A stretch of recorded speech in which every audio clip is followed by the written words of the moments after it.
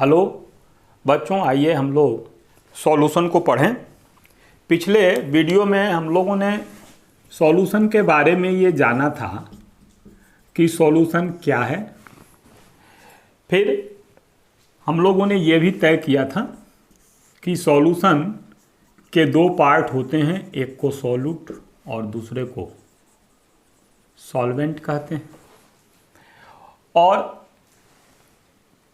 इस सॉल्यूट और सॉल्वेंट के फिजिकल स्टेट के आधार पर हम लोगों ने फिर इसका क्लासिफिकेशन किया था।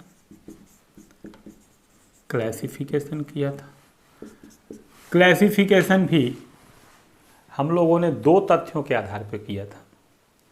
एक तो इसके आधार पर किया था कि भौतिक अवस्था क्या है, और दूसरा वर्गीकरण हम लोगों ने सॉल्युबिलिटी के आधार पर किया था। तो हम लोगों ने सॉल्युबिलिटी को भी जाना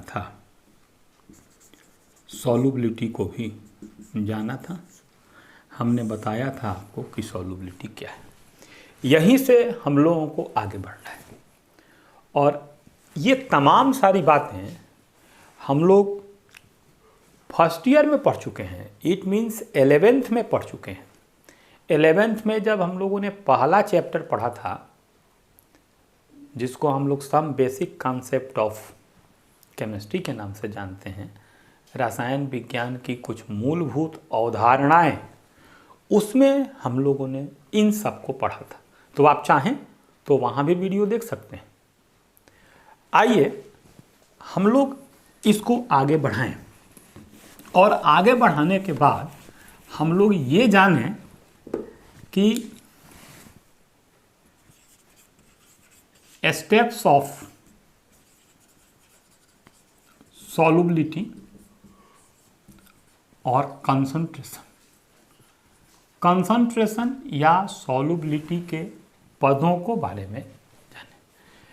सॉल्युबिलिटी को व्यक्त करने वाले ये पद हैं, जिन पदों में विलेयता को व्यक्त करते हैं। पहला पद है, इसको हम लोग ग्राम पर लीटर कंसंट्रेशन या सॉल्युबिलिटी के नाम से जानते हैं। ग्राम पर लीटर कंसंट्रेशन का अर्थ होता है कि विलयन के 1 लीटर या 1000 ml में घुले हुए विलेय के ग्रामों की संख्या number of grams in 1000 ml और 1 लीटर ऑफ सॉल्यूशन। ये है इसका अर्थ। ये यानी 1 लीटर विलयन में घुले हुए विलेय के ग्राम की संख्या। जैसे कोई विलयन है 5 ग्राम प्रति लीटर का। इट मीन्स अगर कोई विलयन है एस 5 ग्राम प्रति लीटर, इट मीन्स 5 ग्राम पदार्थ को विलायक में घोलकर और फिर विलायक डालकर 1 लीटर करेंगे। ऐसा नहीं होगा कि 1 लीटर हम लोग विलायक लेंगे। अगर पानी में नमक का विलयन बना रहे हैं तो 1 लीटर पानी लेके फिर उसमें 5 ग्राम नमक डालेंगे तो विलयन का अमाउंट अधिक हो जाएगा। टोटल विलयन 1000 ml होना चाहिए। यानी पहले थोड़े पानी में पदार्थ को 5 ग्राम घोल लेंगे और घोल करके उसको 1 लीटर पूरा कर देंगे, तब वो होगा 5 ग्राम प्रति लीटर का विलयन। हम लोग कभी कभी ये सोचने लगते हैं कि 1 लीटर पानी ले लें और 5 ग्राम पदार्थ उसमें घोल दें। यहीं पर हम लोग मात खा जाते हैं। अगली बात, दूसरी बात, तो दूसरा कंसंट्रेशन का पद क्या है? तो इसको बोलते हैं percentage.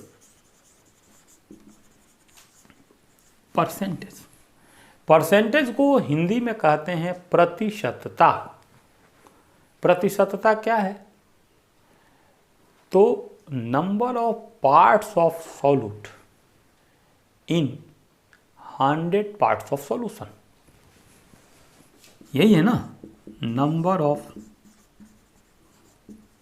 Parts of solute in 100 parts of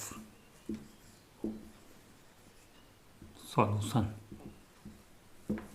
ये इसका अर्थ है। प्रतिशत का अर्थ ही होता है 100 में, तो विलयन के 100 भागों में विलय के भागों की संख्या, इसको हम लोग बोलते हैं प्रतिशतता। अगर ग्राम में ली जाए तो विलयन के 100 ग्राम, अगर पानी विलायक है तो 100 ml 100 ग्राम बराबर ही होता है में number of part of solute. आइए इसके बाद हम लोग तीसरी बात जाने। तीसरा पद है मोलैरिटी। मोलैरिटी को हम लोग कैपिटल M के द्वारा सूचित करते हैं। ये मोलैरिटी क्या है? दैट इज मोल पर लीटर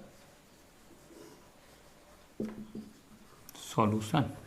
ये मोल प्रति लीटर विलयन है, यानी नंबर ऑफ मोल्स इन पर लीटर इन 1000 ml सॉल्यूशन।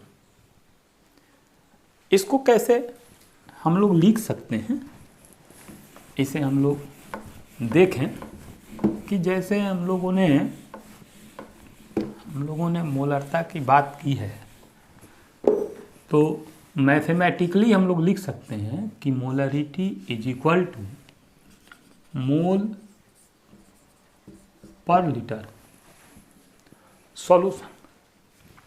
मोल को हम लोग जानते हैं, मोल यही होता है ना, W/M, दैट इज मोल। तो इसको हम लोग लिख सकते हैं W/M अपॉन, यदि लीटर में नहीं हो करके विलायक ml में हो, VML हो, तो ml को लीटर में बदल लेंगे, तो इतना बटे 1000 लीटर। तो फिर हम लोग लिख सकते हैं और M is equal to W गुणे 1000 अपॉन M गुणे V। ये एक सूत्र निकल करके अपने सामने आता है। ये जो सूत्र निकल के अपने सामने आया, इसमें where W is equal to weight of solute in gram, solute in gram, M is equal to molecular weight of solute, V is equal to volume of solution in ml। अगर ml में नहीं होगा, litre में होगा, तो 1000 का कोई मतलब ही नहीं है। And M is equal to molarity. एक प्रश्न और पूछा जाता है कि मोलर विलयन क्या है? यदि विलयन के 1 लीटर में विलेय का 1 मोल घुला हो, यानी वह विलयन 1m solution, 1m solution is known as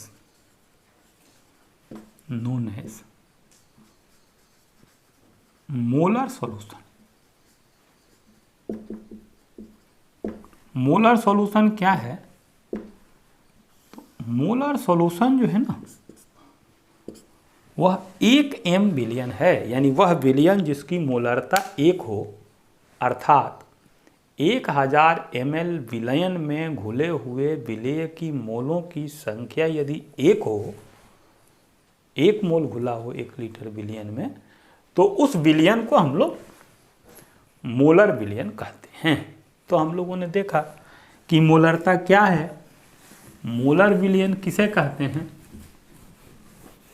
अब हम लोग मोलरता के बाद जानेंगे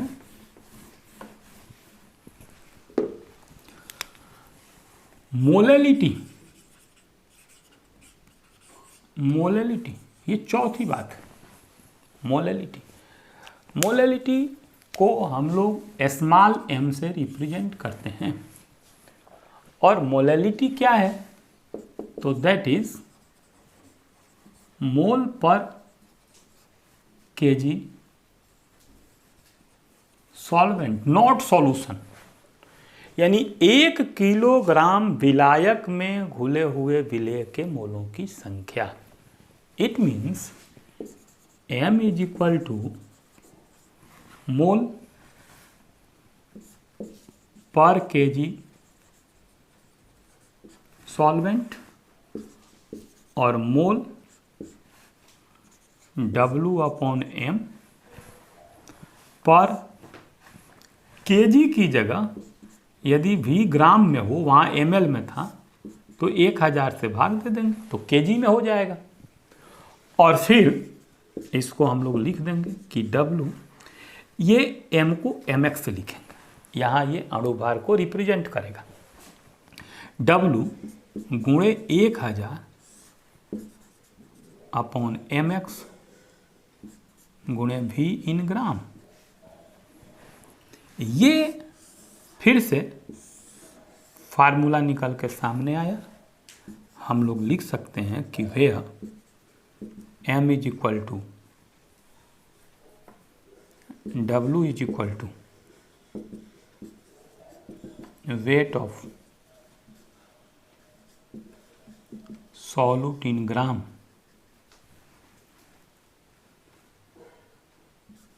mx इज इक्वल टू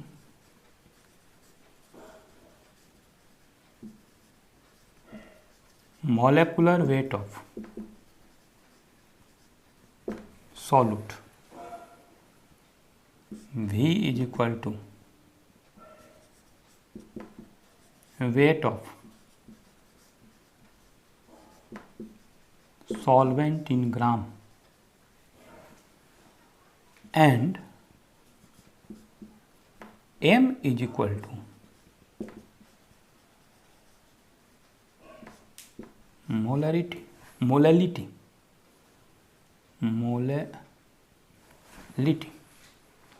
फिर प्रश्न वही उठता है कि यदि कोई एक m विलयन हो जिसकी मोललता 1 हो, ये मोललता 1 है, तो ये मोलल सॉल्यूशन कहलाता है। इसको हम लोग मोलल विलयन कहते हैं। यही पहले की तरह मोलल विलयन क्या है? तो 1 लीटर की जगह 1 किलोग्राम विलायक में, विलयन की जगह विलायक, 1 किलोग्राम विलायक में यदि विलेय का 1 मोल घुला हो तो उसकी मोललता 1 होगी और वह विलयन मोलल विलयन कहलाएगा। तो मोलल विलयन क्या है? मोललता के बाद हम लोग बात करेंगे अगली बात नॉर्मलिटी। नॉर्मलिटी का संबंध तुल्यांकी भार से। नॉर्मलिटी की बात जब होगी, नॉर्मलिटी, तो इसको कैपिटल N से सूचित किया जाएगा। कैपिटल N से सूचित किया जाएगा नॉर्मलिटी को। नॉर्मलिटी क्या है? तो दैट इज ग्राम इक्विवेलेंट पर लीटर सॉल्यूशन। सब में सॉल्यूशन है, सॉल्वेंट केवल था मोललता में। ग्राम तुल्यांक किसे कहते हैं? ग्राम तुल्यांक तुल्यांकी भारों की संख्या है। तुल्यांकी भारों की संख्या ग्राम इक्विवेलेंट को हम लोग W/E कहते हैं। E जो है वो तुल्यांकी भार है। तो भार में उसके कितने तुल्यांकी भार हैं, इसी को ग्राम तुल्यांक कहा जाएगा। तो ग्राम तुल्यांक बटे लीटर, अगर ये VmL हो तो V बटे 1000, और ये नॉर्मलिटी, और N बराबर W गुणे 1000 अपॉन E गुणे VmL, ये नॉर्मलिटी। यहाँ हम लोग लिख सकते हैं कि वेयर जहाँ W बराबर weight of solute in gram, विलेय का ग्राम में भार है ये, और E बराबर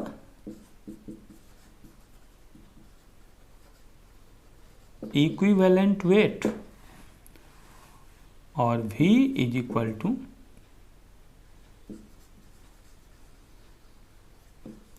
volume of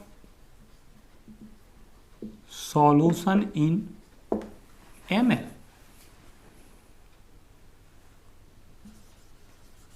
and N is equal to normality. तो नॉर्मलिटी क्या है? तो ग्राम तुल्यांकों की संख्या है 1 लीटर में। अब हम लोग इससे एक बहुत चर्चित फार्मूला है जिसका खूब उपयोग होता है कि W बराबर NEB अपॉन 1000, इसी से बनेगा, और इसको हम लोगों ने फर्स्ट ईयर में पढ़ा है, तुल्यता का नियम पढ़ा है, तनुता का नियम पढ़ा है, और लॉ ऑफ इक्विवेलेंस पढ़ा है, जिसमें हम लोगों ने जिससे निकाला है कि N1 V1 बराबर N2 V2। तो इसमें इसका बहुत महत्व है। तो हम लोगों ने देखा क्या कि नॉर्मलिटी क्या है, नॉर्मलता का ज्ञान कैसे करेंगे। नॉर्मलिटी के बाद हम लोगों को जानना है मोल फ्रैक्शन।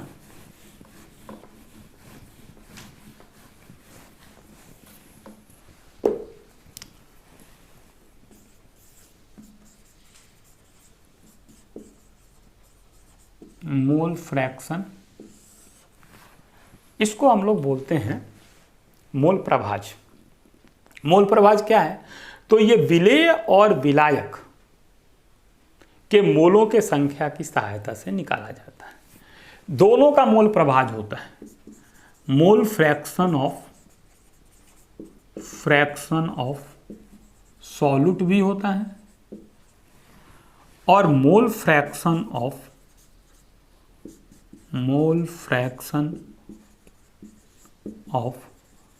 सॉल्वेंट भी होता है।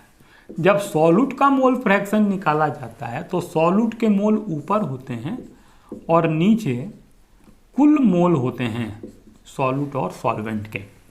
और जब सॉल्वेंट का मोल निकाला जाता है तो सॉल्वेंट का मोल ऊपर होता है और नीचे कुल मोल होते हैं। इसमें where N is equal to number of moles of solute and N is equal to number of moles of solvent। हम लोग सॉल्यूट और सॉल्वेंट के मोल निकाल सकते हैं और निकाल करके फिर सॉल्यूट का मोल फ्रैक्शन या सॉल्वेंट का मोल फ्रैक्शन निकालेंगे। तो विलेय या विलायक का मोल प्रभाज विलेय या विलायक के मोलों की संख्या तथा विलयन में उपस्थित विलेय और विलायक के कुल मोलों के संख्या का अनुपात है। ठीक है, मोल प्रभाज क्या है? फिर से सुने, मोल प्रभाज क्या है? तो विलेय या विलायक के मोलों की संख्या तथा विलयन में उपस्थित विलेय और विलायक के कुल मोलों के संख्या का अनुपात मोल प्रभाज कहलाता है। तो अगर पानी और अल्कोहल का विलयन बना है, पानी में एथेनॉल का विलयन है, और कोई आपसे पूछे कि एथेनॉल का मोल प्रभाज निकालिए और पानी का मोल प्रभाज निकालिए, तो आप दोनों का मोल प्रभाज निकाल सकते हैं, लेकिन शर्त यह है कि एथेनॉल और पानी दोनों के मोल्स आपको पहले निकालने होंगे और मोल्स निकाल करके मोल प्रभाज की गणना करेंगे। इसके बाद एक सांद्रता और है, उसको हम लोग बोलते हैं ppm कंसंट्रेशन। इसको कहा जाता है पार्ट्स पर मिलियन कंसंट्रेशन। पार्ट्स पर मिलियन कंसंट्रेशन क्या है? तो विलयन के 1 मिलियन यानी 10 लाख भाग में घुले हुए विलय के भागों की संख्या, जैसे सोना चांदी च्यवनप्राश, लौंग युक्त या बादाम का तेल युक्त साबुन। अब साबुन में बादाम का तेल कितना है या च्यवनप्राश में सोना चांदी कितना है, यह ppm सांद्रता से व्यक्त किया जाएगा। इसलिए कि यदि किसी की सांद्रता 0.5 ppm है, 0.5 ppm है, अगर किसी च्यवनप्राश की सांद्रता ये है, तो 10 लाख किलो च्यवनप्राश में 500 ग्राम सोना चांदी होगा। और यदि उसकी ppm सांद्रता 0.05 है तो 10 लाख किलो च्यवनप्राश में इतना किलो मीन्स 50 ग्राम सोना चांदी है। तो जब 10 लाख किलो च्यवनप्राश बिकेगा तो 50 ग्राम चांदी तो उसका कीमत निकल ही जाएगा ना। ये है ppm कंसंट्रेशन। तो आप देखिएगा कोई ऐसी चीज़ हो तो जैसे लौंग युक्त टूथपेस्ट, तो उस पर टूथपेस्ट का जब देखिएगा कि इसमें लौंग कितना है तो उसका कंसंट्रेशन ppm में होगा। और ऐसे महंगे चीज़ों का कंसंट्रेशन ppm में कंसंट्रेशन में होता है। तो हम लोगों ने देखा कि ppm कंसंट्रेशन क्या है। चलते चलते एक आखिरी कंसंट्रेशन जिसकी चर्चा होती है और ये 8वें नंबर पे है, इसको हम लोग कहते हैं फॉर्मेलिटी। इसको F से सूचित किया जाता है, एज सेम एज मोलरिटी। ये मोलरता की तरह है, वही सब फार्मूला है, जहाँ उसका M है वहाँ F रख दिया जाता है। इसमें क्या है कि किसी विलियन में उसके 1 लीटर में अर्थात 1000 ml में घुले हुए विलय के अणु सूत्र भारों की संख्या उसकी फार्मलता कहलाती है। और वह विलयन जिसके 1 लीटर में 1 अणु सूत्र भार घुला है, उस विलयन को हम लोग फार्मल विलयन कहते हैं। तो हम लोगों ने आज के इस वीडियो में क्या क्या देखा एक बार फिर से सुनेंगे। हम लोगों ने देखा कि ग्राम प्रति लीटर सांद्रता क्या है, हम लोगों ने देखा प्रतिशतता क्या है, हम लोगों ने देखा मोलरता क्या है, मोलर विलयन क्या है, फिर मोललता क्या है, मोलल विलयन क्या है, फिर नॉर्मलता क्या है और नॉर्मल विलयन क्या है। नॉर्मल विलयन का अर्थ है कि जिसकी नॉर्मलता 1 हो, यानी 1 लीटर विलयन में विलय का 1 ग्राम तुल्यांक घुला हो, तो नॉर्मलता क्या है। उसके बाद हम लोगों ने मोल प्रभाज जाना कि मोल प्रभाज क्या है। फिर हम लोगों ने ppm कंसंट्रेशन और फॉर्मेलिटी को जाना। इसी के साथ आज का ये वीडियो यहीं समाप्त होता है। अगले वीडियो में फिर आगे और ज्ञानवर्धक विषयों के साथ हम लोग मिलेंगे। धन्यवाद।